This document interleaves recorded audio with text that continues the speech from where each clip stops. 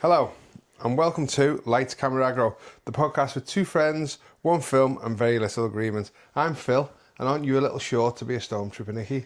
I'm Nicky. Everything's fine. How are you? This week, it's Phil's turn to share a movie he loves, and today he's bought the 1977 film Star Wars: A New Hope. All that'll come soon up, but first, how's your week been? It's been good. I've got a cold, but it's on the way out, but I definitely sound a bit bunged up. I apologise for that. I'm going to work hard at not sniffing during this record. I have tissues at the ready. But yeah, I've been busy. I went out last night with some mates who I don't see very often, so that was brilliant. I went out with another mate the night before, so I'm shattered, actually. I'm not used to a social world like this, but it's going to be quieter from now on. How about you? What have you been up to? Just working. There's not much going on. Football's been going well. Growing my TikTok. Exciting. Yeah, I've gone from a massive 127 followers to near 600 now. Oh, cool. What did you do? Post nudes? No idea. No idea. No one wants to see nudes. I have no idea. It's just all of a sudden, just something's happened. I had a little video that got over 9,000 views. It's still going up from the football. Right. So I'm guessing it'll be something to do with that. Yeah, fair play. We need to talk about the fact this is our brand new series. It is our series opener. Series 2. Can you believe it? And we're going with the big one. Well, okay, we are for you. Massive. Before we start then, remember, this is going to be full of spoilers. So if you haven't seen Star Wars: A New Hope, as I hadn't until recently, now's the time to pause the pod and come back when you're done. We will be waiting. The other thing I need to say about spoilers is I might mention, because I didn't realise all the different... This is the only Star Wars film I've seen, but I did know some things from other films that are in the ether. So I may accidentally give spoilers to other films. But Can I just say this is the only Star Wars film you've seen so far? Oh, stop it. No. It. So I am going to make sure that The Empire Strikes Back and Return of the Jedi will be in future series. Well, we'll see about that. But yeah, just it's the spoiler thing just is a bit wider than just this film, because I was aware as I was making notes that I referenced other things. I'm pretty sure everybody on the planet except yourself it's just me. has seen Star Wars. Okay, Phil, why did you choose Star Wars: A New Hope? So, when I talk about my love of films, this is where it started. This is the one that got me passionate about watching films. I remember as a kid seeing it for the first time. I remember you weren't able to buy VHS tapes with films on, or DVDs weren't invented then, so you had to wait for Christmas. It would come on a telly at Christmas, and we were fortunate enough to have a video recorder, so we recorded it, and I wore the tape out. I watched that much. It was just, this is the one that started my love of films. So this is a special film for me, this. How old would you have been when you saw it? Oh, maybe about 6 or 7. So it would have been... A few years old. Because remember... Because it came out in 1977, so it would have been fairly close to, like, when you saw it. I guess it's a few years. It would have been about 3 or 4 years before it came on. You have to remember, films back then didn't come out for months and years on you renting the video shop and things like that. Sometimes it was 2 years before they got video rentals and things like that. Where now, we're in an era where a film can be on 1st of September, and then the 21st of September you can buy it on demand or rent it. Back then it had all changed, and like I say, I must have recorded Star Wars every single Christmas, and then it ended up like by the summer got recorded over with an episode of Coronation Street or something like that. But this is the big one for me. Okay, I am aware that this is a thing for you, so I am going to be kind. Or I'm just going to be aware. But the other thing is, I am aware, obviously, because I was born in the late 70s. This has been around my whole life. And even though it's never appealed to me, and my issues with sci-fi and all that, I've actively avoided watching it. I've never fancied it. And obviously, in later years, there's been all these other versions that have come out. And you can't avoid memes. You can't avoid it. The Simpsons have parodied stuff. And, South Park have parodied. You've seen all of the various things. So I am aware that like so many people love this. There is a fandom. People are I know loads of people who love this film. Loads of friends of mine who love this film. So I know I'm not, maybe I'm in the minority. I guess there's not many people who've not seen it by this time. Yeah, and I think like the one thing that I love about this film, the version that you've watched is the special edition version where George Lucas tinkered with it and added some effects and things. Okay, that's interesting. But there's some CGI creatures in there that were never in the original version. Oh, okay. But if you watch the original version of this film, which is nearly 50 years old now, it still stands up visually to the day now, as if it could be made last week. It's so well made, such a well made film. And then it was interesting at the time when it was made, the studios didn't get it. It was like, what's this garbage and stuff like that. And this is the single biggest film ever. Is it? Yeah. I mean, the way you said that was like, you think it is. So, well, but is it? Is that a stat? It is. It is.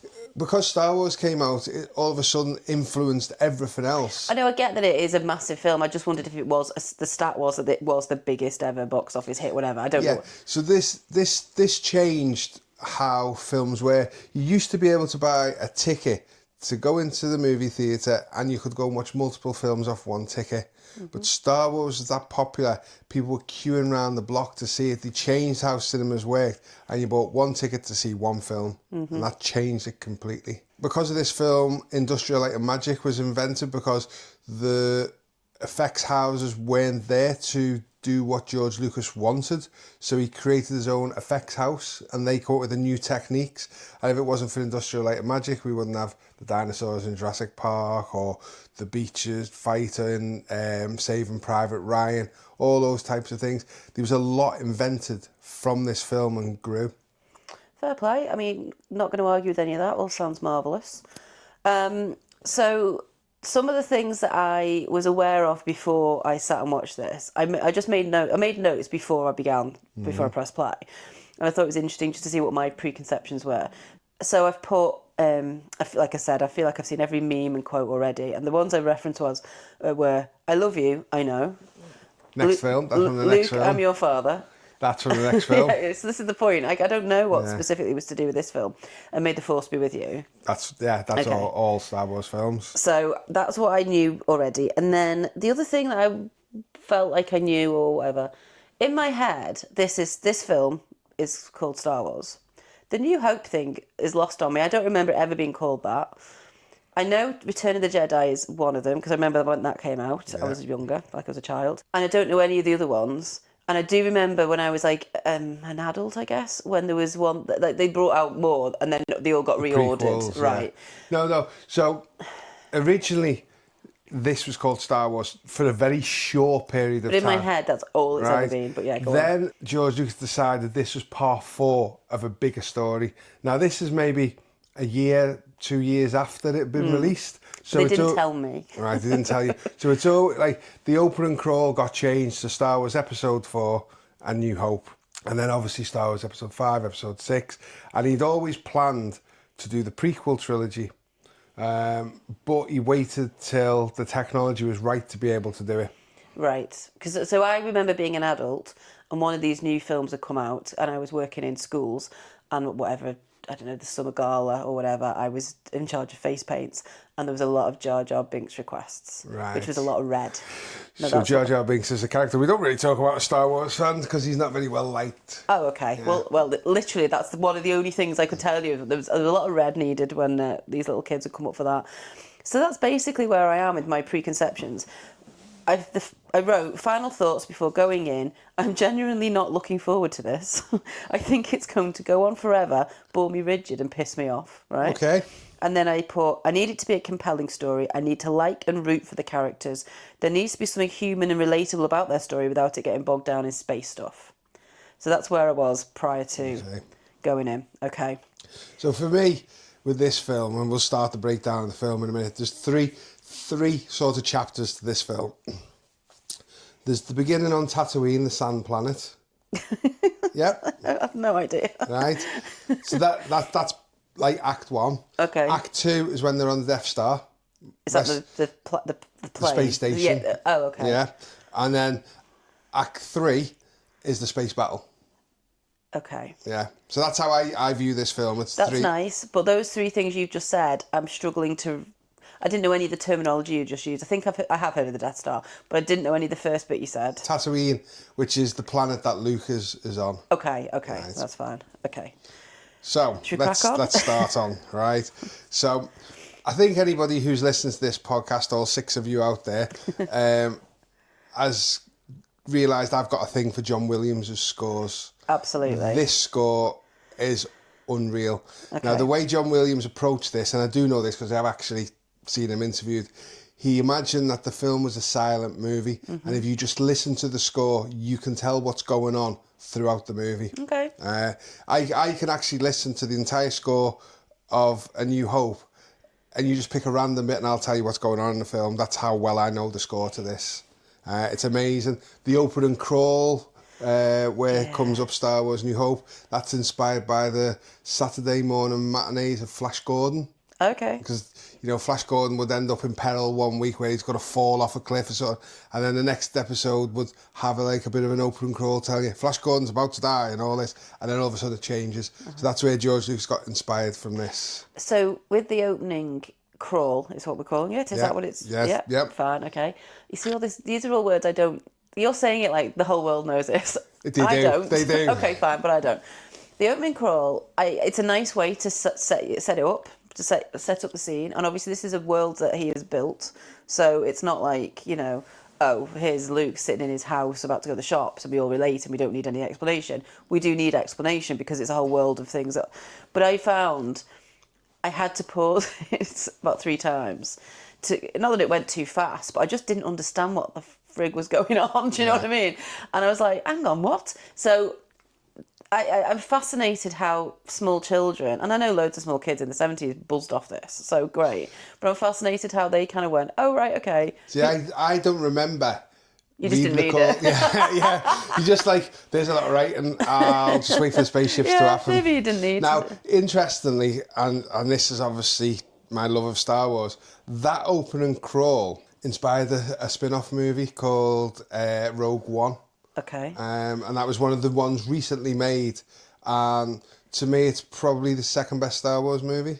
Okay. Just inspired off that opening crawl. You mean like it's basically Civil War, isn't it? They're describing and. Well, they're basically about trying to get the plans for the Death Star. Right. So in this film, they've got the plans for the Death Star. Right. The Rogue One is about how they got the plans for the Death Star. Right. Which very good. Might introduce that at some point. Say, well. So the opening credits go, and then the camera pans down. We see the blockade runner going into the distance, and then a Star Destroyer coming over, and that ship goes on and on and on above the camera. It was like huge. You then see the big engines come, and then it's just massive compared to this little ship it's chasing. You see, I'm lost already. Now, isn't it interesting? I watched it very recently. I've made my notes, but because I'm just not tuned in to things that I don't have immediate references for. So the first thing I've written is there's a fight out in space. Yep. So is that what you're describing? Yeah, the blockade runner is the first little ship with Princess Leia's aboard. Okay. And then the Star Destroyer is the huge ship that comes towards it and eventually captures it. Okay. Yeah.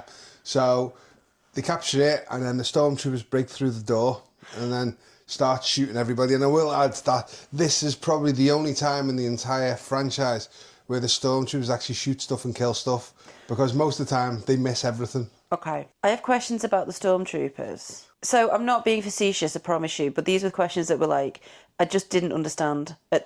I have really random stupid, well, they're not stupid to me, but that you will think are stupid questions early on, because I was just trying to make sense of it all, and then I kind of get into the plot once I understand what's going on later on, so it's not all like this. But are the stormtroopers, again, not trying to be funny, are they human people in white plastic suits? Yes. Okay, I never really understood if that was like the alien vibe of it. They were originally clones, right? Okay. From Jango Fett, which is in Star Wars Episode 2. Okay. But eventually they started recruiting people into the Empire. Forced recruitment, but they're people in suits, and the white suit is the protective armor. Okay, and Darth Vader, and I'm sorry, preempting, he's like the boss of them? Yeah, well, he's pretty high up in the Yeah, Empire. The Emperor is the boss. He basically, he was the leader of like the council, and he dissolved the council, but he's the one who's in charge. Right. And Darth Vader's his right-hand man. Okay, fine. That's fine. I'm on board. I'm on board. Right, okay. There's loads of things I didn't understand because you're saying all this terminology, because you've watched it a million times, but also because you've watched all the others where they expand the story. So just for the first time, when you were a kid watching this for the first time, there's no way you had any of this going on. I'm just saying. Well, later on, you see Luke Skywalker and Han Solo dressed as stormtroopers, so that kind of gives the ball away. Oh, okay. Yeah. Okay. So the Star Destroyer disables the rebel ship, and the stormtroopers board the ship, firing, killing lots of people. We then see R2-D2 and C-3PO for the first time. We do. Now, I did not know. I heard CP30 call R2-D2 R2-D2, so I knew that was him. Yeah. I didn't know CP30, and I'm saying it slowly because it does. C-3PO. C-3PO. Okay, this is the problem. It doesn't roll off the tongue because I did not know his name until halfway through. So in my notes up until then, I've called him the Gold Man. Right. No, okay. I knew he had a name, but I didn't know what it was. Which is Kenny Baker was inside R2-D2. Yes. And Anthony Daniels was C-3PO or 3PO. He gets called 3PO as well. I mean, I will continue to call him the Gold Man because that's what I've got written down. But yeah, that's fine. I find it quite interesting because this story is mostly told through the eyes of the droids, and they're the lowest common denominator in they're treated like shit. Yeah, I got that. But they are kind of witnessing this go on around them. They're the everyday characters like Shakespeare has. Yeah. Okay. We're then introduced to Darth Vader. Yes. As he boards the rebel ship. And for me, he is possibly one of the best cinematic bad guys ever. Okay. I think he's menacing. So R2-D2, C-3PO get to an escape pod and jettison out towards Tatooine. Or as I've called it, a sandy desert. Same thing. Yep. So this is another planet. So this is a planet. Yeah. Oh, it is a planet because they're in space. So they land on a planet. Okay. They escape to the surface. Princess Leia then gets stunned and captured. Darth Vader starts speaking to her and says, "We will find out where you've hidden the plans," and blah, blah, blah. And then takes her towards the Death Star. Yeah. We then see C-3PO and R2-D2 on the surface where they fall out with each other. My only reference for R2-D2 is in Shirley Valentine, which we talked about last series, when Shirley's daughter comes back and is really like, oh, Mum, get me a cup of tea, get me a Coke, and you carry me bags. And Shirley goes, she's got me running around like R2 bleeding D2. And that's the only line, that's my reference all my life of who, so I just get, he's just a guy that just, or a droid that just moves about. Is that basically it? He's an astrometric droid. I don't know if I need that level of detail, but okay. And C-3PO is an interpreter. Okay. He speaks millions of languages. Oh, okay. Didn't know that. R2-D2 is like a fixer robot. Right. So they have an argument and they go separate ways. Walking through the desert, C-3PO sees a transport in the distance and waves it down. We then cut to R2-D2, who's going through a bit of a rocky valley and then suddenly gets stunned by the little Jawas. Now, I've called them bright-eyed monsters. Right. So this is the problem, I don't know the names of anybody. So bright-eyed monsters, what are they called? Jawas. Okay. Right. They then take them towards the sandcrawler, and basically they've just got loads of junk on there, loads of robots and stuff, and they're basically, they sell stuff. They find stuff in the desert and then they sell it on.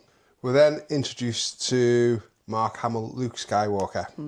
The Jawas tried to sell the droids to his uncle Owen and his Aunt Beru, because Luke is a farmer. He's a farmhand for his uncle. Now, so again, this is maybe a silly question. So on this planet, the uncle and the aunt and Luke, are they all human beings who just live on the planet? Yep. And this is some futuristic time when human beings live on other planets? No, it's a long, long time ago. In a galaxy far, far away. Just say at the very beginning of the film. Yeah, but I had to pause it 3 times to understand that. No, before that, before the opening crawl, it says a long, long time ago in a galaxy far, far away. Okay, that's fine. So they're humans, that's fine. Because I wasn't entirely sure, but that's good. I understand that. So they're moisture farmers. So they obviously try and get moisture, sell it on because it's a very dry planet and things like that. Okay. So we then have Luke look at the droids. His uncle says, can you get them cleaned up and get them sorted? So he takes them to the bay to clean them. And R2-D2's got a restraining bolt on him. He removes the bolt and then he sees part of a message. Yeah, like the hologrammy kind of vision-y thing. Of Princess Leia asking for help me, Obi-Wan Kenobi. Yes, I have heard of Obi-Wan Kenobi. Obi-Wan Kenobi played by the great Alec Guinness. Yeah. And also Ewan McGregor. Yeah, now I knew that, but I didn't understand how or why Ewan McGregor got, I don't need to, because he's not in this film, so let's not even worry about that. But I did know that, because again, I was an adult when that film, I knew who Ewan McGregor was when that was being promoted. Yeah. We then get the two suns scene, which Yes. is probably the most recognisable piece of Star Wars music, other than the opening credits. Okay, I don't remember it. And I probably didn't recognise it, but no, I did like all the music. I mean, I did know obviously loads of the music. Yeah. It is good. But it has been in so many different movies. The twin sun scene's been parodied so many stuff, and other, Family Guy pull it off really well when they do their version of Star Wars. And there's just two suns. Yeah, two suns. But he's looking out as if like life's meaningless, and he's thinking like, wonder if she means Ben Kenobi. Well, why do you think she means that? Because that's not what she says. She goes, help me, Obi-Wan Kenobi. Yeah. You're my only hope. Yeah, she says Obi-Wan Kenobi. Yeah, and he thinks, I wonder if it'll be old Ben Kenobi. He does that what he says? Yeah, oh, yes okay. he does. What I didn't understand was when Alec Guinness turns up and then I guess it was Luke, I can't remember, says something like, she was asking for Obi-Wan Kenobi, and he says, I'm Ben Kenobi, and then he goes, a minute later, he goes, oh, also I was Obi-Wan, I'm also called Obi-Wan Kenobi. We'll get to that in a second. Okay, right? I'm just saying, it made no sense, So the next morning, R2, or later that evening it is actually, Luke goes to check on the droids, and R2-D2's gone, and he says, basically, there's too many sand people about, so we'll have to go first thing in the morning to find them. So they go to find him in the speeder. When he finds him, he's then jumped upon by sand people. I don't know if I've gone out of sync here, but I'm sort of trying to... My notes don't necessarily follow what you're saying because you're using lots of technical terminology. Yeah. So I've put here, the gold man says to R2-D2 that they can trust Luke as he's their new master. Yep. Can we? This is my question. Can we? I'm not sure. I do trust Leia at this stage. No, that was my... It's just... Okay, because... I'm just saying, but is that where we're up to? That the kind of... okay. So you can trust them. So that's all happened when... I realise that now, I've seen the And end. R2-D2's then gone, no, I've got a mission. I've got to find Obi-Wan Kenobi. And he's gone off on his own thing. And they've gone to look for him now. So the Sand people attack Luke and knock Luke out. And then we then see a hooded man approach, and he makes a weird sound which sounds like a elephant, and the sand people are scared off. So when you're saying the sand people, I don't think... The sand people are the ones who are like all covered and they try to attack Luke and try and hit him. And, okay, fair enough. Yeah, and then Luke speaks to Ben and he goes, there's a message in this droid for Obi-Wan Kenobi, and then Ben says, now that's a name I haven't heard for a long time. Okay, so I get that I misquoted it before, but the gist was, he very quickly... I didn't understand why that was a big reveal, because they didn't really reveal it, they just said it. Yeah, but we're just introduced to the character. Okay. So I'm going to just pause, because this is what... Mainly because my notes make no sense, because I've just lost the plot of what I was writing. And I think I'm out of sync with you, but I did summarise a little bit not halfway through. I did summarise a little bit where we are. So I put, there's loads of Chewbaccas. I've heard of this character. Now I realised later on that Chewbacca is one of those characters. Yeah. But we've seen, is it Wookiees? You have not met a Wookiee yet. Okay, well, I've written that we have before I've said that Ben said something, so no. okay. So the Sand people are... You might be getting a bit confused here. Okay. So we then go back to Ben's house, his little acquaintance, and then he shows Ben the message of Luke saying, help me, Obi-Wan Kenobi, you're my only hope. Inside this R2 unit is the plans for the Death Star, blah, blah, blah. So Ben Kenobi says to Luke, you must come with me. Now, he knows more about Luke than we know at this stage. It's not revealed till the next film what he actually knows, but he says, you need to come and help me. Luke then goes, I can't, I'm neither back in the family. He goes, well, you must do what you think is right. Because there's a whole thing about Luke wanting to go off and the uncle saying no, maybe next year. Yeah. So he's sort of wanting to spread his wings and do whatever it is he wanted to do. Yeah. So Ben gives Luke his father's lightsaber. Yes. Right. First thing he does is look down the barrel of it. Now, if he switched that on, that would have took him out and ended the entire franchise straight away. But the significance of this, you don't know yet. No. Because his father, Anakin Skywalker, and I will reveal a big spoiler for the next one, is Darth Vader. Yes. So what I've got here is he says, how did my father die? That's what Luke asks Obi. Darth Vader was a pupil of Obi's but turned evil. He murdered Luke's father. That's what I've written because that's what they told me. And that is true from a certain point of view, which is the line from the next film. But I understand that, but it did make me realise, or slightly realise, so I've also written I was making these notes just to kind of, so I understood rather than that, like, interesting things to bring up here. But I put Luke's father was a Jedi Knight. Apparently he was friends to Alec Guinness. This must have been mind-blowing when it was revealed in whatever film they revealed it in. That must have, and I remember everyone talking about it, so I do know. But that must have been huge if you didn't have that, if you didn't know. Well, obviously this is going to ruin the podcasting series 3 for The Empire Strikes Back, but I'll say this now. The only person who knew on set was Mark Hamill. Oh, okay. Nobody knew. Harrison Ford didn't and stuff, and nobody knew till the film come out. Oh, wow, that's good. It was kept under wraps. It was kept a secret. Good stuff. And Mark Hamill does, I think it was on Graham Norton, does a really good impression of Harrison Ford. Talking about how do you keep that to yourself, kid, and all this. And he said, like, Carrie Fisher just used to spill the beans on everything. You would never tell Carrie. If you wanted information to get out, you just told Carrie and you would get everywhere. That's funny. So we hear what the Force is here. Yeah, he talks about the Force. Yes, which was interesting because I didn't think I'd never considered what it actually was. So it mentions a little bit about the Force, but then Luke Skywalker says to Ben Kenobi, Obi-Wan Kenobi, I'm not going. I can take you as far as Anchorhead, and then maybe you can get a transport from there. On the way to taking Ben, they come across the sandcrawler. All the Jawas have been killed, and there's laser blasts everywhere. You keep saying sandcrawler. I don't know what that is. So that is the big vehicle that the Jawas use to transport around in. Okay. So Obi-Wan Kenobi says, this isn't sand people. It's too big for sand people to hit. The only things that are this accurate in blast are Imperial Stormtroopers, where Luke mutters the lines, if they can trace them here, they can trace them back home. Heads home to Uncle Owen and Aunt Beru. Yeah. This traumatised me as a kid. You see the burnt corpses of his auntie and uncle. Oh, I missed that. I saw like just the house burn out. They're basically, they're on the floor, like as if they were trying to crawl out of the house. Oh, I didn't see that. God, I was too busy making notes about what is going on. Yeah. So he goes back to the sandcrawler where Obi-Wan's still there, and he says, "You couldn't have done nothing. If you'd have been there, you'd have been dead too." I thought that Luke's reaction, or scene immediately after that, he didn't seem that bothered. Yeah, he's just a bit stoic. There's also another scene a bit later on which we'll touch upon in a similar kind of vein. Okay. And I remember seeing a funny meme about it. We'll talk about. Okay. So he decides to go with him to Mos Eisley, which is a spaceport, to recruit a ship that will take them to Alderaan with the plans for the Death Star.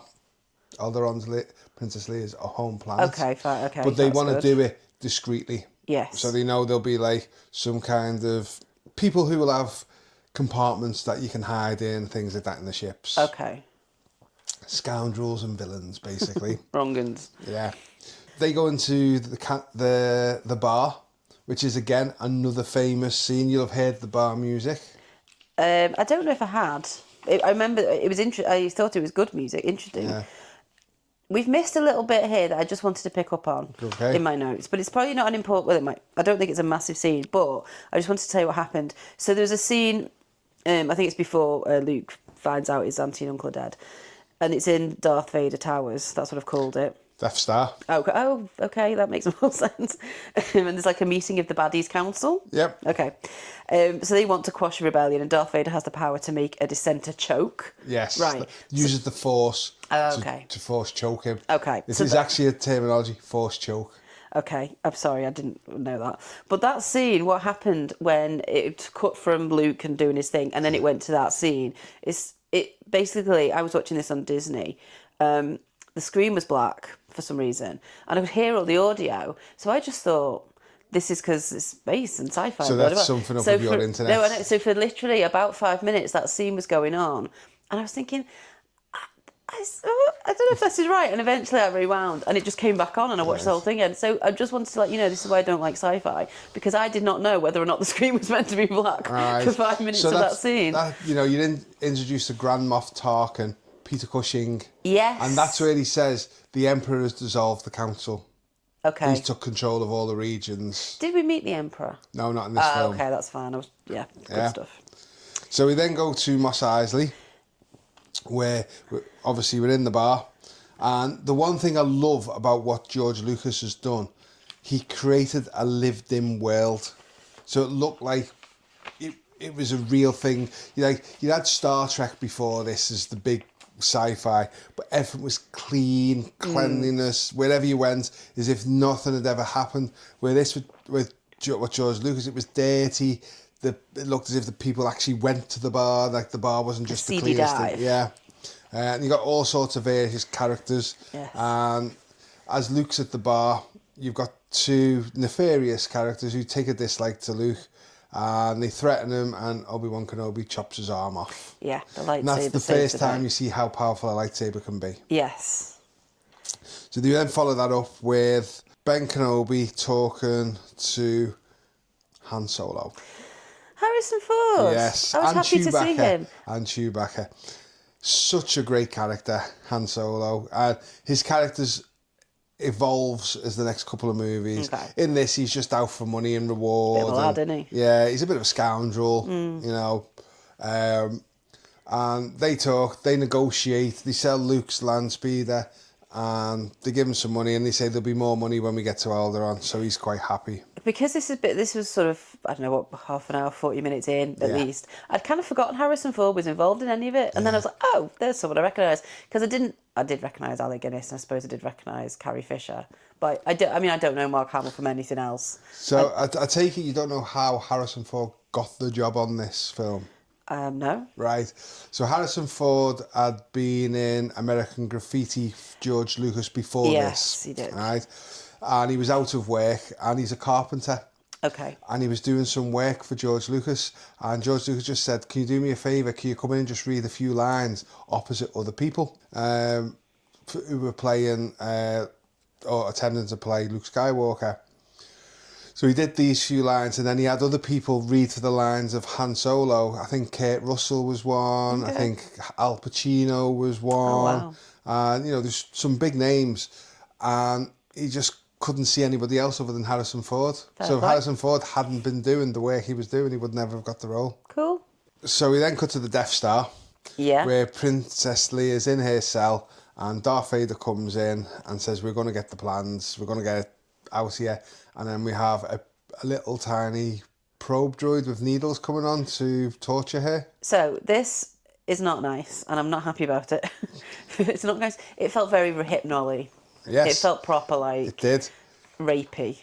But what's even worse, as you've watched the later films, Princess Leia is Darth Vader's daughter. He's torturing his own daughter. Which makes it even worse. Oh, that's gross. Yeah, it felt very...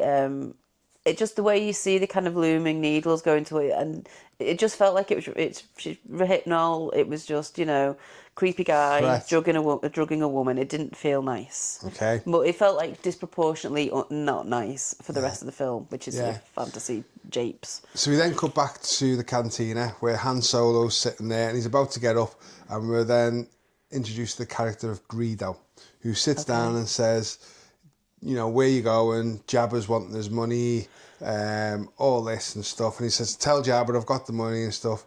And it depends which version you watch. If you watch the original version, Han Solo's a bit more ruthless, he just shoots and kills Greedo. Right. But in the special editions, the Disney versions, Greedo shoots first and Han shoots back.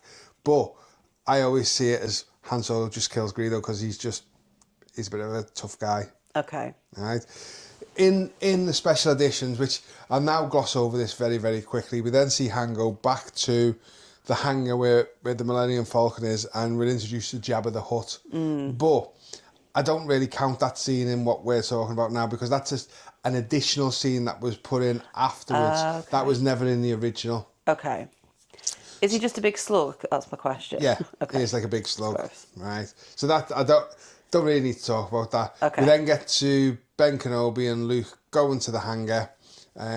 Luke looks at the Millennium Falcon, which is one of the most famous ships ever. You know, you speak to any sci-fi fan, they'll know the Enterprise of Star Trek, they'll know the Millennium Falcon. Okay. Hugely revered within sci-fi circles. And Luke Skywalker sees it and says, "What a piece of junk." And it's past its former glory days. It's, I think it looks amazing, but obviously to them it doesn't. Okay. And then all of a sudden stormtroopers start coming in to try and get them, and then White plastic man. Yes. Good. Okay. And then they blast off from Mos Eisley Okay. into space. So my notes around this is I've put Harrison Ford is always Harrison Ford. He's never changed. He's a sarky hottie.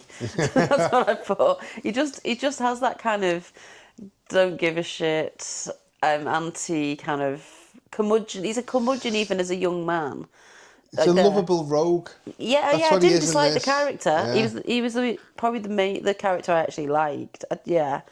But I just think he plays that. Yeah. He's played that repeatedly in many roles. Yeah. So we then go to space, where the Millennium Falcon's just left Tatooine, and then there's 2 Star Destroyers. Now this always makes me laugh, this, because they're chasing down the Millennium Falcon. Talk to me, what's a Star Destroyer? The triangle ship that you see at the beginning that's attacking Princess Leia's ship, right? So they're attacking the Millennium Falcon, and Luke Skywalker says, they're closing in, and Harrison Ford, Han Solo, goes, "Don't worry, kid, I know some moves." And then you see the outside shot, and it's just a ship flying completely straight. Now, this is parodied so well in Family Guy. I'm just amused how much you think that's funny. Yeah, but it's parodied so well in Family Guy. I know some moves. Well, you're just flying completely straight. Yeah. Okay. They then jump me by. They then jump to hyperspace. We then jump back to the Death Star, where Grand Moff Tarkin and Darth Vader have hatched a plan, because Princess Leia has not gave up the Death Star plans or where the rebel base is. So they decide, you can choose where we test this Death Star. Your home planet of Alderaan, or where the rebel base is. And she tells them where the rebel base is, and it's not really there. She gives a fake planet, and he says it's too remote to show anything, so he then blows up her home planet. Like, literally the whole planet, kills billions. So I think that might be... did they add special effects into that afterwards? There was a bit where a planet blew up and it looked amazing, like the special effects of the ring of fire going around it as it kind of... That was added a little bit afterwards. I just thought, when you said earlier that they kind of added bits in, I wondered if it'd been that, because I thought when I watched this, wow, that's impressive. Yeah. Okay. So that was added. It was in the 90s, I think it was, when they did the special editions. So we then get aboard the Millennium Falcon, get Luke Skywalker. He's testing the lightsaber for the first time, and Han Solo's going, "I've been across the galaxy, I've seen everything, I've never seen any magical mystery thing known as the Force." So Obi-Wan Kenobi then gets him to put a helmet on where he can't see against a little remote that's firing little tiny lasers, and he blocks it. So where I'm up to in my notes, because again I'm getting a bit confused, Obi feels something's wrong. He does when he gets to Alderaan. That's fine. The other thing I've mentioned at this point is Chewbacca is there. Who is he? He's the co-pilot of the Millennium Falcon and Han Solo's best friend. Oh, okay. Fair play. And then the other thing I've put is Leia is awake. Also, why has she got an English accent? She goes into an English accent, and she doesn't in all of it, but she does in one of the scenes, and I didn't know why. But you don't know why, that's fine. Maybe because she was confused alongside look. Peter Cushing, and Okay, that's she was fine. inspired by his accent. Okay, that's fine. But yeah, anyway, they then come out of hyperspace into what they think is a meteor shower, which is the unfortunate rubble of Alderaan. Is the meteor showing those lots of flashing red stripes across the screen? It's basically, you can hear it all hitting the Death Star, the Millennium Falcon and stuff like that. The next thing, a TIE fighter goes past the Millennium Falcon, and they panic a little bit, they'll report that we're here, blah, blah, blah. So they go to chase it down. And as they're chasing it down, I think it's Luke Skywalker goes, look, he's heading towards that small moon, where Alec Guinness, Obi-Wan Kenobi, goes, that's no moon, that's a space station. Mm-hmm. And before they know it, they're captured in the tractor beam. Yeah. Yeah. So you're getting it all up to now? So they see a space station and have to turn the ship round. It won't go. Yeah. Okay, that's good. They're caught in the Up to tractor beam. speed. Yeah. So they hide themselves in the smuggling compartments, which are below the floor. Once the ship is in there, and then they send a scanning crew on. They disable the scanning crew, and they dress up as stormtroopers, and then they leave. They find a little spot to hide. They figure out how they're going to take out the tractor beam, and Obi-Wan Kenobi goes, I will do this. You all stay here and wait for me. Harrison Ford's a bit annoyed, going, I'd rather have a fight than just sit here, showing what type of person he is. Yeah. He's always up for it. R2-D2, who is plugged into the console, says, she's here, she's here. Yeah. Who's here? It's the princess. There's a lot of lightsaber action. Not yet. Chewie and the gang try to get past the guards. No, that's not lightsabers, that's just blasters. Lightsabers are the laser swords. I'm sorry. Yeah. So basically, Luke Skywalker convinces Han Solo to come and save the princess because she's rich and she'll give you a big reward. And all he's thinking about is the money he owes Jabba, and he needs to pay him back. Yeah. So they pretend to use Chewie as a captive and head towards the block where Princess Leia is being held captive. When they go in there, they're questioned, and then they end up in a big gunfight. They shoot all the cameras and everything and kill everybody, but one of the prison officers was talking to somebody on the communications, and they heard everything, and Han Solo, and I like this, it's a little funny scene where he's going, hi, everything's okay up here, nothing to see, we just had the radiation leak, that's it, we're locking it down. And they go, okay, we're sending people up. Luke heads down the cell bay, release Princess Leia. She sees him, she goes, aren't you a little short for a stormtrooper? Okay, that's where your line And he goes, he takes off his helmet and, hi, I'm Luke Skywalker, I'm here to rescue you. I'm here with Obi-Wan Kenobi. And she gets all excited.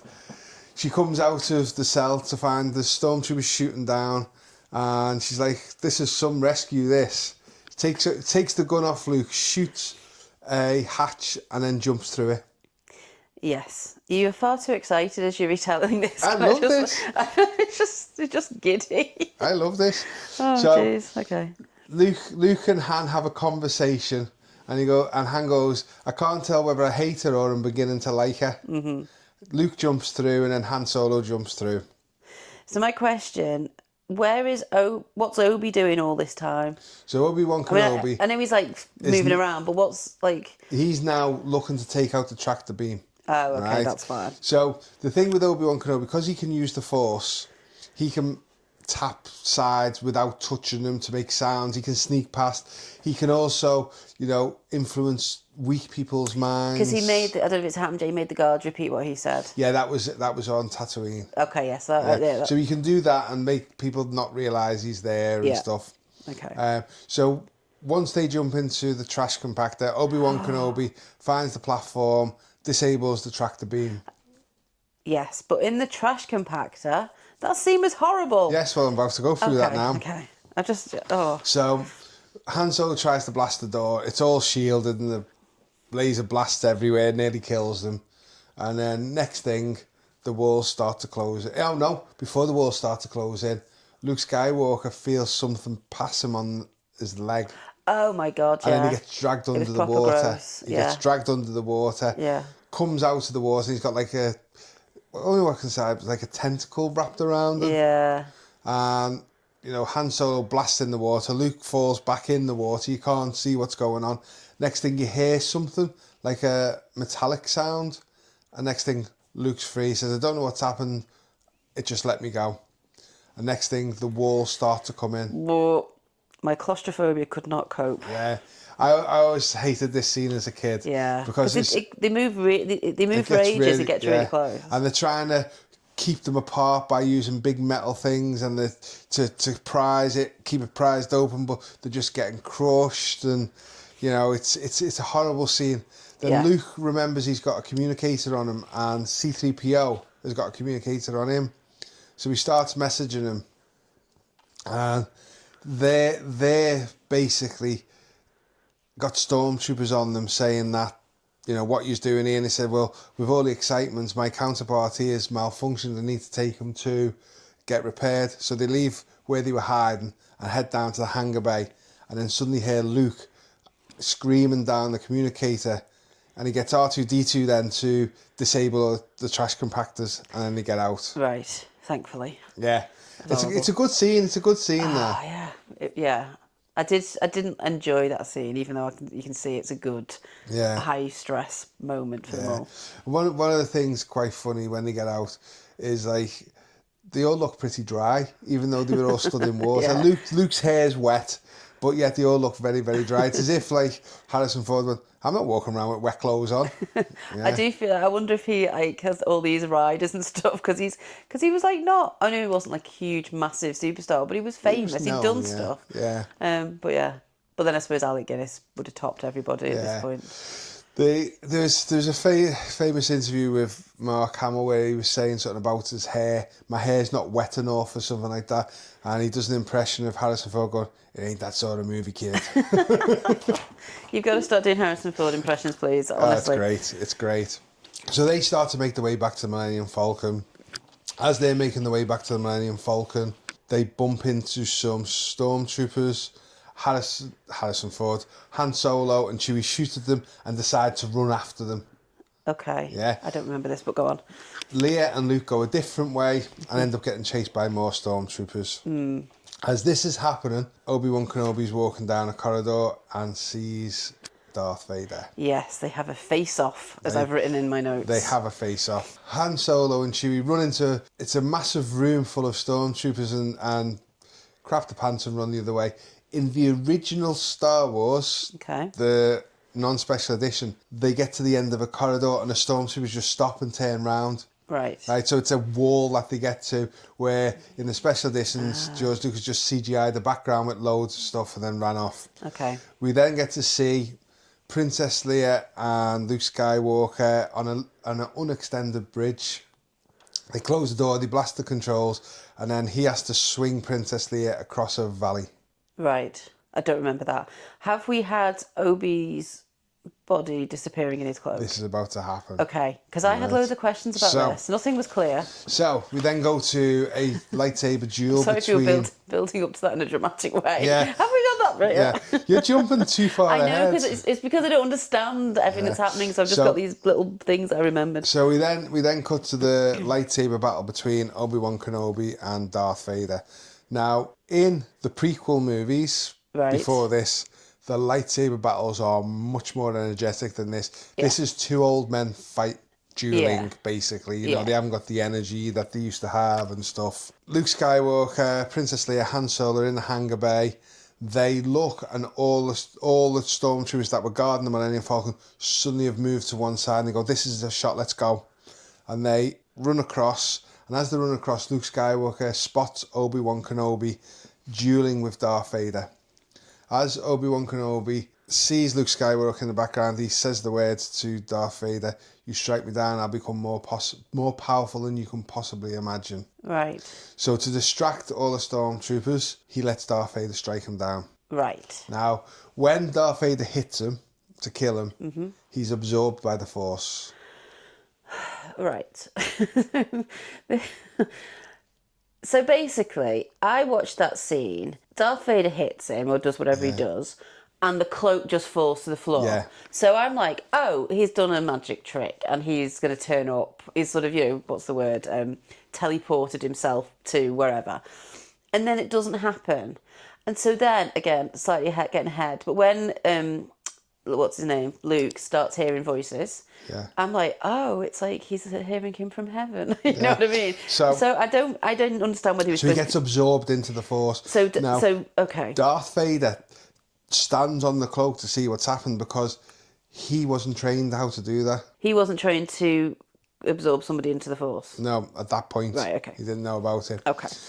The whole bit was, I found it not confusing, because I had a lot of questions and I was wondering what the vibe was, and obviously I'm aware that there's a million other films and I'm sure there's a whole big explanation, but I just wondered what we were all supposed to think at that moment in 1977, you know what I mean, when it's just one. So Luke shouts now, starts shooting at the stormtroopers, and then he hears the Obi-Wan Kenobi go, "Run, Luke, run." And he gets aboard the Millennium Falcon and they all fly off. Yes.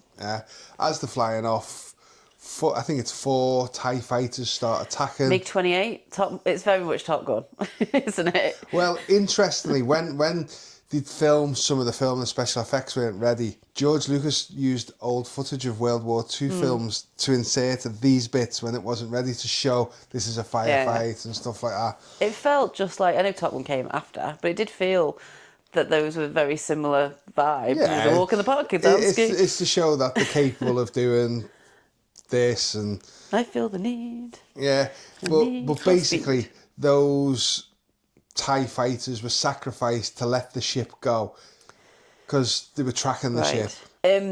So just to talk about those, I know you've done that little bit now, but just to mention, Dennis Lawson is one of the fighters. Yes. And now I know that he came. I know he's so first of all, I know he's Ewan McGregor's uncle or whatever it is. But I love him in Local Hero. Yeah. Which would have been 1982, so a couple of years after, 5 years after.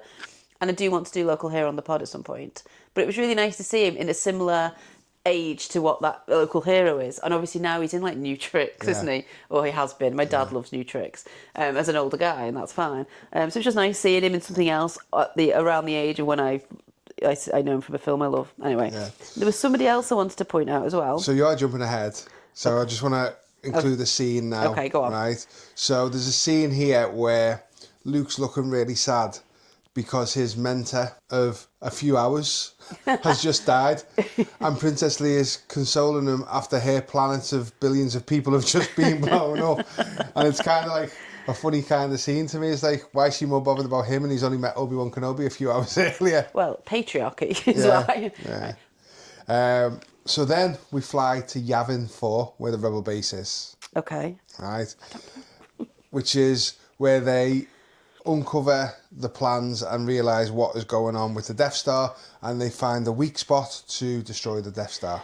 So I've put, there's a firefight in space. Right, no, this is before that. Oh, okay. So this is on the ground. Right. The Millennium Falcon's been tracked to this place. Yes, Leia works out. Yeah. And they hatch a plan to send some small fighters up into space to destroy the Death Star. Now, this Death Star is moon-sized, and these fighters are, they're basically the size of a Top Gun plane. Right. Right? But, and you find this out in the prequel film, which was released years and years later, the guy who helped design the Death Star didn't agree with what they were doing and built this exhaust port in to basically blow up the Death Star. So the guy who designed it in the story, not the... Yeah. Okay. Yeah. Right. Okay. Yeah. So they then all take off. Luke's part of Red Squadron. There's Gold Squadron, which are Y-Wings. Red Squadron's X-Wings.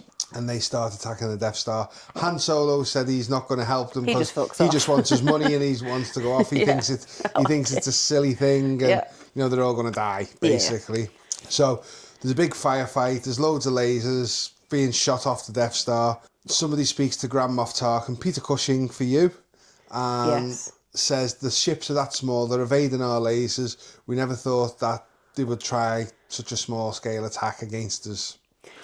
There's a messenger who comes in to tell the commander, I guess that's Peter Cushing. Grand Moff Tarkin. Right, so the messenger is the dad from Johnny Briggs, Leslie Schofield. Never seen that. The kids program when we were kids. Well, Johnny Briggs. Well, in well, I was excited. There's lots of because they were filmed over here, right? There's lots of British actors that pop up. You mentioned Dennis Lawson. Yeah. You just mentioned Johnny Briggs' dad. Leslie Schofield, Northern guy, I think. The one that stands out for me, I can't remember his name. Grange Hill, the teacher. Mr. Bronson. Yes, he's in The Empire Strikes Back. Michael Sheard, is it? Is that his name? He's in The Empire Strikes Back. Oh, Mr. Bronson. Yeah. Oh, brilliant. So they decide to send out some TIE fighters to try and take care of the smaller ships. What are you saying? TIE fighters? Yes. And what's the TIE as in THAI? TIE. Okay, thank you. Right. So they go out, start shooting some of the ships. You then get Gold Leader starts on the trench run for the first time. Now this exhaust port that they are shooting is 2 meters wide and at the end of a long trench. And they have to be really precise. They've got to be really precise to hit it in. So they start flying down in Y-wings. That's the ship. Okay. Yeah, that they're in. And Darth Vader and 2 other TIE fighters come behind and start shooting them from behind. They don't get a missile off. Then Red Leader decides it's his turn and he goes down and he fires a shot at the end where his wingmen have been taken out and it doesn't go in, it impacts the surface and it doesn't start the self-destruct. He then gets shot down and he goes down in glory screaming. Okay. Yeah. I've also missed, there's a, and this is probably very 70s, there's a fighter who gets killed who looks like he's a rather large gentleman called Porkins. Oh, yeah. Yeah, he goes down quite easy. So it's Luke's turn. So Luke has got his friend Biggs on one side as his wingman, and he's got Wedge, Dennis Lawson, on the other side. Okay. So they go down, they go full throttle, and, you know, the Biggs is a bit concerned that sort of speed we'll be able to get a shot off. He goes, you worry about those TIE fighters, I'll worry about the shot. So as they're going down, the TIE fighters come behind Darth Vader, and Biggs panics. And he's like, wait. And then, boom, he's blown up. Yeah. So is this the planet blowing up? No. This is Biggs, his ship. Okay. You've then got Wedge, is the other wingman. You see, all this passed me by. I don't think I realised they were all working together. Yeah. Okay. So Wedge, then his ship gets disabled a bit. And he goes, I can't help you, Luke. And Luke says to Wedge, get out of here, you're no good to me. So he flies off. And then it's basically Darth Vader against Luke Skywalker with 2 of the TIE fighters. And as he's flying down, Darth Vader says, the Force is strong in this one. Okay. And you see the target scanner and Luke's bouncing about in the target and scanner. Then all of a sudden, Darth Vader's got Luke in his sights and then one of the TIE fighters explodes and yeehaw! I missed that. And that's Han Solo shot one of the TIE fighters. Ah, okay. Darth Vader goes, what? He says this in a funny way, what? Right? And then he crashes into the other TIE fighter and starts spinning off. And then Luke gets his shot off. In fact, I've missed a little bit out here. Oh, Luke's got his target and scanner out. And he hears the voice of Obi-Wan Kenobi. I have that written down. He hears the voice of Obi-Wan Kenobi. He says, use the Force, Luke. And I the wrote, Force will be with you. Is this in Luke's imagination? Or is No, it he's actually hearing him. He's actually hearing him. Okay. So Luke sets the shot off using the Force. Yeah. And it goes in. They fly off. The Death Star explodes. So that is the thing I was trying to say, and I thought it was a planet. When the special effects was a big ring. I just thought it was really. Oh, yeah, I didn't realise things. I didn't realise things were added in, so I thought it was very impressive. That was added in afterwards. Fair play. They then go home, land on Yavin 4. They go home and have the tea. There's a mistake in this scene. Luke Skywalker, instead of saying Leia, says Carrie. And it's actually in the movie. He goes, Carrie! And then they're all celebrating. That's funny. And then we have the medal ceremony. Yeah. Yeah. That annoys me. They all get promoted to general. Okay, I didn't really pay attention. It just felt like a real anticlimax. Oh, here's a little medal. Let's all smile. It just felt like... The heroes of the rebellion. Okay. They've killed Grand Moff Tarkin. They've destroyed the Planet Destroyer. So I've literally, my last 3 lines are, Luke gets the shot, sorry, everybody's happy. R2-D2 is fucked. Yeah, but he gets repaired, yeah. Okay. But not for long. There's a medal ceremony, the end. Yeah. And then the cute bit is R2-D2 walking over and everyone's smiling and going, oh, the end. Yeah. And then, amazing score again. Yeah. So, music. What's your thoughts on this? Okay. I appreciate the fact that you love this. And I also... you have been like a giddy child recounting the plot. Have you noticed? I just want to point out that I basically retold the entire plot without reading the notes to know the film that well. Yeah, but I can't. I'm just say, hang on, where are we up to? Because they weren't in the order of my notes. Any Star Wars fan go, yeah, that's exactly the plot. Well, we'll see. So first of all, I'm not going to love this because I don't do space, and it's not like I'm closed-minded to every space film, but it's just so beyond what I'm naturally into. But could you pick up on the story?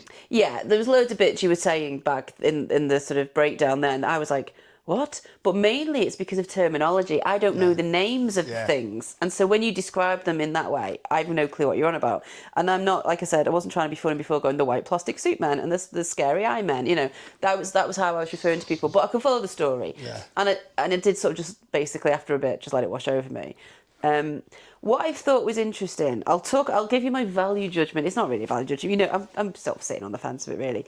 But what I thought was interesting was having not watched this ever, but having heard about it forever. This film was a lot simpler and shorter than I assumed it was going to be. And I think the problem is, once you've got, 6 films altogether? 9. Oh, for God's sake. There's actually 11, there's 11 films. Okay, I don't need the real nerdy answer, but you know what I mean? I think because of all those films, all of the different things that have come out and explanations and other worlds and other characters and other kind of sort of facets to the story, the actual beginning one, the first one, I know it's not the official first one because it's 4th, but you know what I mean, the 1977 one, it's actually quite a simple story. It is. It's just some people going to rescue a princess and trying to avoid, kind of destruction and all that. So that was it was a lot simpler than I thought, and I didn't, I thought I was going to be completely confused. And I was more confused listening to you today than I was watching it, because I didn't need to worry about the names of things. But yeah, it was simpler. But first of all, my basic things were no gold bikini, no I love you I know, no Bothan's dying. Have I got that right? Botham's okay. And isn't there an incest storyline? So in The Empire Strikes Back, Luke kisses Princess Leia, or Princess Leia kisses Luke, whichever way around you look at it. But they don't know the brother and sister at that point. Well, that's fine. That's absolutely fine. But basically, I've obviously melded all the sort of Star Wars references I've sort of vaguely absorbed all into one film. And because there was like none of that, I was like, oh, actually, it's very simple, or it's simpler. So I had some questions, which some of them may have come up already. Yeah, what happened to Obi? Is he dead? Did he magic himself away? Why is he in Luke's head? You've told that. There were loads of times I needed to pause and just have a minute and go, right, what's happening? Particularly in the first half hour or so. There's lots of different groups of people. And I wasn't sure until quite near the end, well, about 2/3 of the way in, who were we rooting for? I didn't entirely trust Luke for a while, because I thought he was, I don't know, because I've heard of these character names, I don't know if they're goodies or baddies, really. I mean, I know Darth Vader's the big baddie, but... So there's bits where I wasn't sure. My favourite line was, "I'm fine, how are you?" I just think that's really funny the way he delivered it. So that's on when they're in the prison cell block. Yeah. That made me laugh. And the other thing that was fascinating watching it now is, like, so many times something would be on the screen. I'm like, oh yeah, that was like the big toy of years ago. There was so many merch opportunities. Toys from years ago. It was really, So this is where, I'll touch upon when I said the biggest film ever. It influenced so much. Before Star Wars, merch wasn't a thing like it was. Right. One of the things George Lucas did when he made Star Wars, because the movie studio weren't convinced, he said, okay, can I have rights to all the sequels and the toys? And they'd never thought upon it. Cha-ching, really, isn't it now? Yeah. Star Wars figures and everything came out, all that kind of stuff. I like the special effects. So as you know, I've said it before, CGI, particularly modern day CGI, usually takes me out of the film and distracts me and it annoys me. So I quite like old school special effects. So these are models, So yeah, I like and... that. It didn't take me out of the story at all, so that was fine. And even though you were saying some of the stuff had been added in, I didn't feel like it was massively modern. Yeah. It blended in, so I was happy with that. I think in the past, and maybe I've got this wrong, so you can tell me, I think you've tried to tell me this is a feminist film. I think Princess Leia is a strong feminist character. Okay, I would disagree. Maybe for 1977 she was. But she's sort of she's a princess, first of all. She's a princess, but when she's getting rescued, she rescues them. She's involved, but she is, a lot of the film... She makes the decisions. A lot of the film she's waiting to be rescued. Do you know what I mean? Also, where are all the other women? If it's a feminist film, you know, the auntie and her are doing a lot of heavy lifting. Auntie got burnt. I know. Yeah, unfortunately. And I would just highlight, if it's a true feminist film, then 50% of the cast and the crew and the creative team are women. So maybe, like, because I have a obviously fuller image of Princess Leia than you do, but I've seen the other three films that she's in. Yeah. So just to recap my thoughts beforehand, I said I needed it to be a compelling story. And I guess it was. I mean, I didn't get bored, I don't think. So yeah, it was a compelling story. I needed to like and root for the characters. I didn't know who I was rooting for a long time. But then when Han Solo turned up, I was rooting for him. Yeah. And then because he was with Luke Skywalker, and I was like, oh, okay, so that's the gang I'm rooting for. And then I said there needed to be something human and relatable about their story without it getting bogged down in space stuff. Yeah, I guess there was. Because ultimately, if you take it very broadly, it's good v bad, isn't it? Good versus evil. And that is Star Wars. It is just good versus evil. It is basic. You can put it down. It's the rebels are the good guys, the Imperials are the bad guys. Yeah. So I thought there were some interesting themes as well. This is obviously blatantly obvious to anyone who's ever watched it a million times. For me, it was like I was just making notes of what my perceptions were. Good versus evil, civil war. Yeah. The Force representing God and faith. Han Solo doesn't believe in it. Possibly. You know, I mean, I'm not saying these are right or wrong. These are just the things that came into my head. Because he says he doesn't believe in the Force. And I was like, oh, it's like a faith thing. You can't see it, but people do still believe in it. Multiculturalism. Yeah. Discrimination. Don't serve droids. I mean, that's just proper, like, you know, for, discrimination. And it's like, is that a class thing? Is it a race thing? There's all various different ways. It was done to represent, And also the androids have owners and masters. That felt quite, you know. So those were very interesting. So what I would say about what I thought of it, and I think, as we often say, it's the wrong way to kind of really love something when you come at it when you're old, and it was a child film from decades ago. It reminded me of The Great Gatsby, okay? Okay, where are we going with this? No, okay. So The Great Gatsby, it's a novel, and various films as well. Leo DiCaprio. Yes, that was a recent one. And I had to study it when I did my A-level English, and I had to study it when I did my English for my degree. And it's a classic American novel. And it tells the story, I'm not going to go into this too much because it doesn't matter, but it tells the story of a bunch of characters who are very rich, and they sort of flip between parties, different houses, different parties around, I think it's like the 1920s, between the two wars. There's a real listlessness, that's not the right word. There's a real sort of lack of, everyone's very empty and shallow, and there's a real sort of lack of, I don't know, connection. Everyone's very selfish. It's people are hedonistic and living for the moment and drinking, and you know, it's sort of it's a commentary on the American dream and the emptiness of the American dream. Right. None of that really matters to do with this, but the point is, there's loads of themes that you can pull out. If you study it, there are loads of themes that when you have to do an essay, you can go bang out an essay about the American dream. You can bang out an essay about the theme of I don't know, pleasure, hedonism and pleasure, whatever. You can bang out these essays if you study them.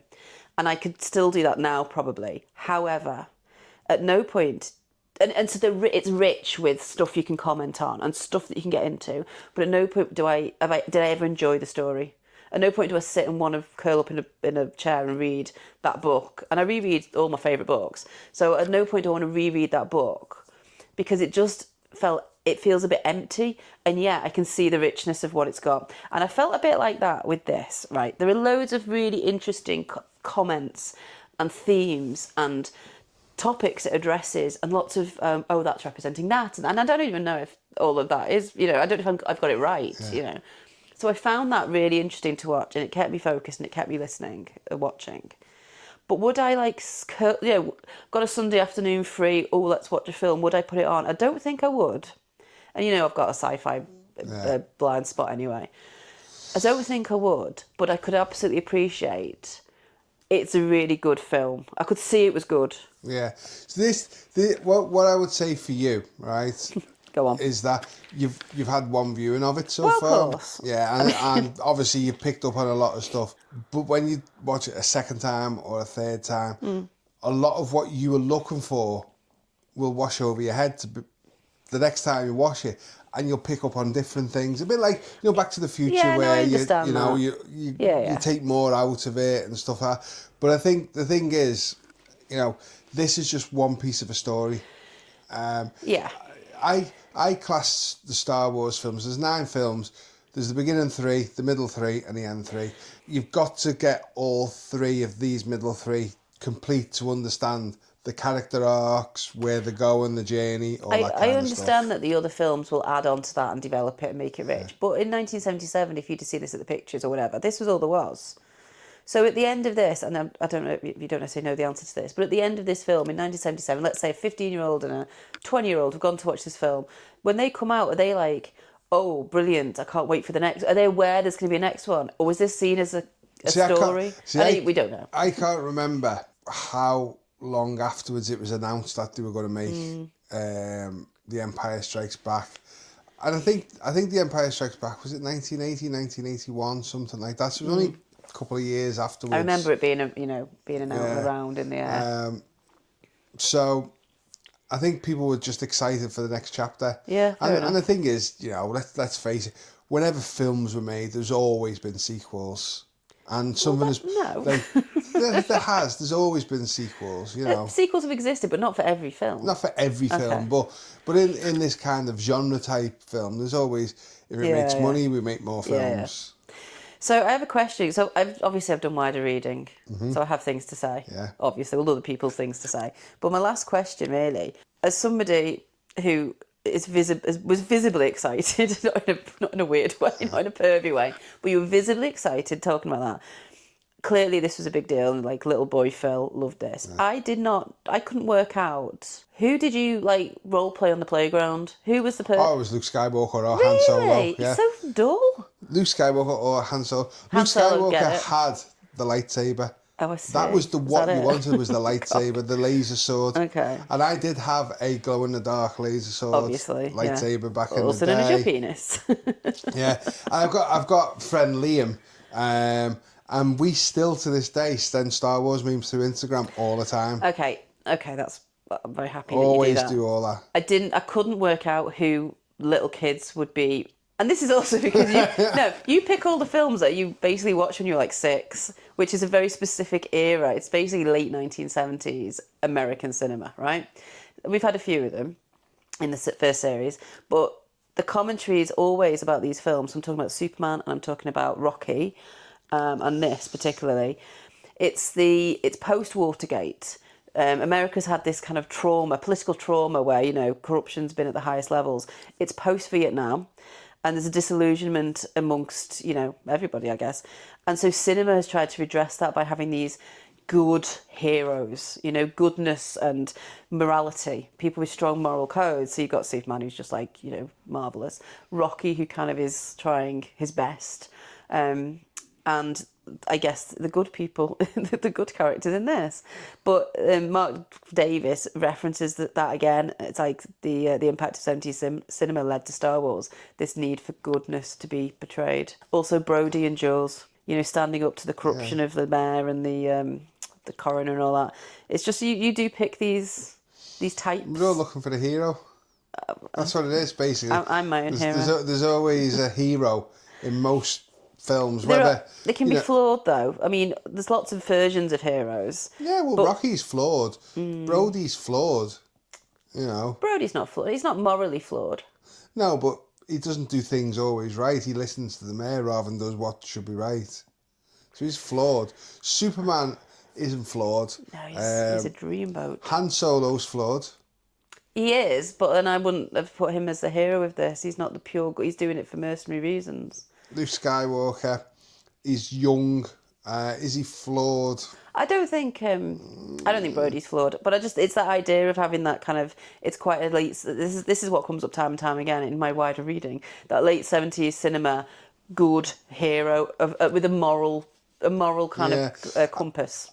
Obviously I wasn't there when George Lucas wrote it, but I don't think he wrote it as I'll make a hero because of Vietnam and stuff like that. I just think he wrote a good story. I think it was in the vibe of the air at the time, but it gets commented on quite a lot, and other people have referenced this when we've come to this.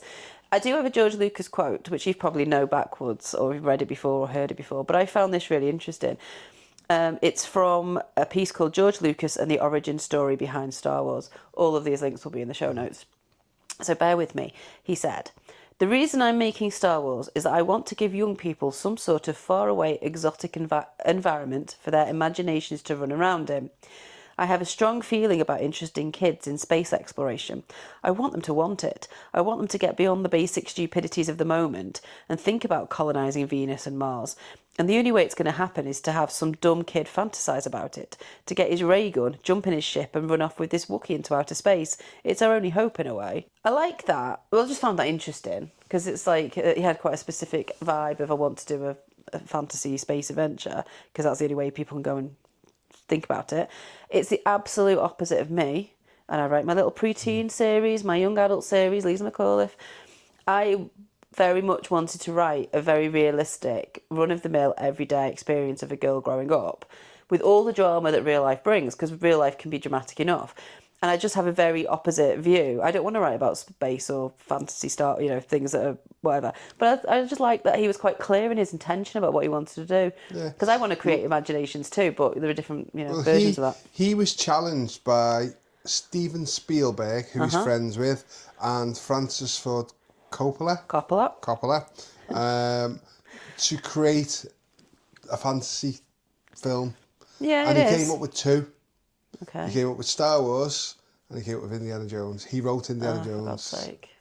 Always comes back to the 70s and 80s for you. Well, it was that era that was, I know, but what makes me laugh is that when we look at, we've planned our 10 films for this series. Yours are very, again, rooted in a specific era. Mine are more wide-ranging. I'm just going to say that. Okay, I found an article that was on StarWars.com. So, So it's got to be positive, I'm guessing. Well, no, none of these are negative. And it was called Studying Skywalker's Themes in Star Wars A New Hope. And it's by Dan Zeyer. And it looked at the wider themes of the film. And they came up with some things that I hadn't thought of in my little summary. Respect for elders. Yep. Yes, that comes up. People working together despite differing backgrounds. And the phrase was the princess, the scoundrel, and the farm boy. Yep. Quite an interesting little threesome there. Not relying on technology. I don't know what it's about because it was like guns and things. I don't know. Lightsabers technology? Yeah. I don't know. But the importance of hope and believing in what you can't see. So that's what it is. It is hope. Well, yeah, I just think that's an analogy to religion and faith, or it could be. You could say it was. Then there's one final. There's two final things which are more comedic. First of all, I read a breakdown of... So it was an article in Medium, and it was called Watching Star Wars Episode 4, A New Hope for the First Time, which I read this after I'd made all my notes. And so someone, basically, she's called Natalie P., she just wrote a bullet point of a list of thoughts as she watched it. And there's they're all kind of with a screenshot of where the film's up to. And it's just really funny because she's got... at one point... when Luke comes on screen, she just puts, "Denim never dies." And then when Luke... Until she does die a few moments later. When Luke hears Obi's voice, she's put, "Laughing my arse off at this Obi-Wan ghost nonsense." It's a funny little breakdown. And the other thing... But I'll never read that, okay? No, it's good. It's my favourite film of all time. Do you know what? You're allowed to have a sense of humour about it. The other thing, now I don't know if you remember this, and I think it was about, at least 10 years ago, it was on the internet. There is going to be a link in the show notes. So the only reference I had to Chewbacca, I knew, when Chewbacca turned up, I knew who he was. Because there was that thing that went viral, and it was a woman who was sitting in a car, and she'd basically been shopping. Do you remember it? Yeah, the Chewbacca mask. Yeah, and she puts it on and cannot stop laughing, and it's brilliant. And I watched it again the other day because I found it, so I'll put that in the show notes. But she was my that's how I knew who Chewbacca was. So the question is now, okay, if this was on TV and you're flipping through the channels, would you watch it? Okay. I'm absolutely not going to be watching it when I'm looking for something to watch on a Monday night, Tuesday night, winding down on a weekday evening after a busy day writing. I'm not going to watch it then. The question, this always comes up with your choices of films. The question of whether I watch it again, it could happen maybe in the downtime between Christmas and New Year when you're watching all sorts of random stuff and there's an element of, it's a different vibe. Christmassy films. I know this isn't like a Christmas film, but like films that big things from Christmas has gone by. Nostalgia. Not that I remember it as a child, but the nostalgia of these sort of older films that families would watch together. I might, if I saw it was on, I wouldn't set the planner for it, but if I saw it was on as I was flicking, I might kind of go, oh yeah, that's Star Wars. And then, no, it's just Star Wars, I'm afraid. It is just Star Wars, and that's all it can be in my head. But I might just sort of linger on it and see if there was a scene I remembered, and are we up to Dennis Lawson yet, and all that. Fair play. I didn't hate it. Dennis Lawson is in the entire 3 films of the trilogy. Oh, is he? Yeah. Oh, good for him. Yeah. That's so funny. Yeah, I love him in Local Hero. He's great, but that's just, yeah. So, next week, it's your turn to get your own back, and you'll be picking the film. Do we announce it now? If you would like. Should we try doing that this series? A little bit of a prequel thing. So, it's not a 4-hour Hamlet. Oh, God. But that will happen one day. Kenneth Branagh's Hamlet, the whole text, no edits. No, it's not that next week. I've picked a comedy that I think is, well, it's very funny, because it should be. And it is from 1988, and it is A Fish Called Wanda. Oh, Fish Called Wanda. I've not seen that in a few years. Oh, have you seen it? I have seen that. Okay. Now, my perception of you is that you don't really find things funny like I do. We don't have the same sense of humour, so we'll have to see. I like funny things, you don't. Oh, shut up. We'll have to see. So, if people want more, where can they find you? I'm at nickybond.com, or you can look for the Lisa McAuliffe stories online. How about you? I can be found at Toffee Zorros on YouTube. Excellent stuff. Thanks for listening. And until the next time, bye-bye. Thank you. See you later.